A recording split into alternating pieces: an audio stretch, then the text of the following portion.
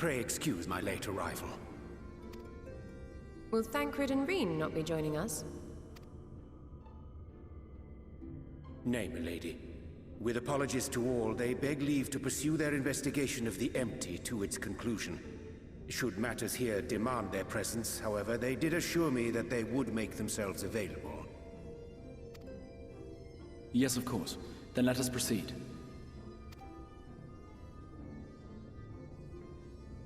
I think it best that you begin by providing a summary of Mistress Kryle's findings.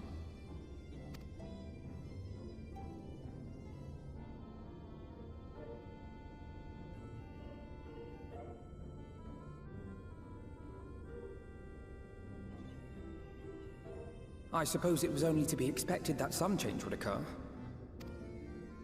Yet our souls seem unaffected, to my eye at least. How long they will remain so is another question. Kryle is right. It is imperative we find a way to return to the source. Perhaps an explanation of the method by which I brought you here will yield some inspiration. Ere I begin, it must be noted that I am by no means a gifted mage. In order to employ powerful magics, I must rely upon the Crystal Tower and its boundless reservoirs of energy. The magic that summoned you was no exception. 'Tis a singular spell, adapted through painstaking effort from the technique that transported me to the First. To use an analogy, it works by cutting a hole in the fabric of reality. A hole tailored to the object of summoning, through which it and it alone may pass unscathed. Though I succeeded in creating said hole, I failed to latch onto my intended target.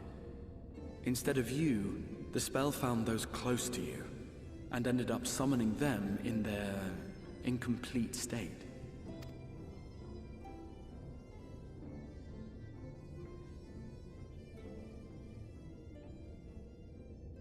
I would not soon throw my life away, not after the lengths you and yours went to save it. And so long as I breathe, I will spare no effort to see you safely home. But should all else fail, and your lives be at stake, there remains one sure method.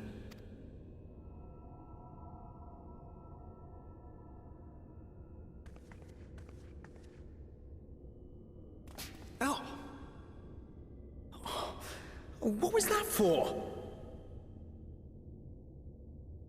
How can you even entertain such thoughts? You owe your life to the Warrior of Light, and you don't get to die unless he says so. Your followers await your divine judgment. What did you just...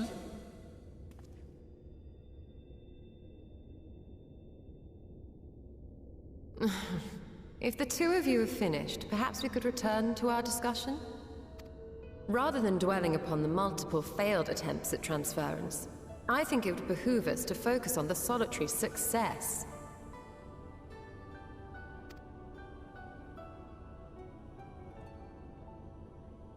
I would draw your attention to the fact that our friend can travel between worlds possessed not only of his body and soul, but his personal effects besides. This is no different from the teleportation magics to which we are all accustomed. Magics that allow for the transportation of those inanimate objects one considers to be an extension of oneself. Are you suggesting that simply by considering us his possessions, he could carry our souls back to the source upon his person? Well, it would be nice if things were that simple for a change. But vague notions of ownership seem a rather tenuous thing to stake our lives on.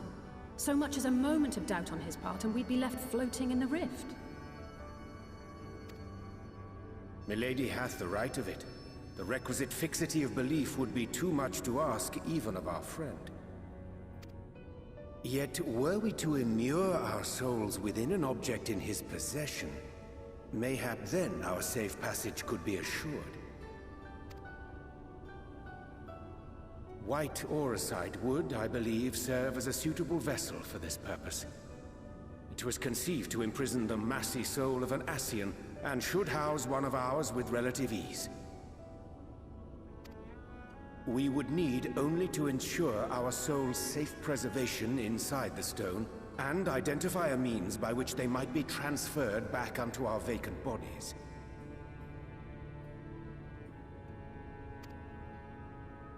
Soul preservation and transference. I believe I know of someone who may be able to assist us. On the far shore of the source, there stands a great palace built by the elves.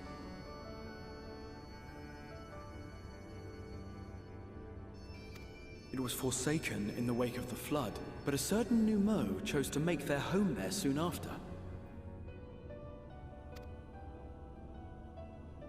Though they have long lived as a recluse, they once occupied a place of honor in Verbert's royal court, and it is said that none in all of Norvrant is more knowledgeable than they on matters of the soul. Well, I've no objection to seeking a helping hand, but if they've gone to such lengths to hide themselves away from the world, what makes you think they'd be willing to lend us one? A worthy question.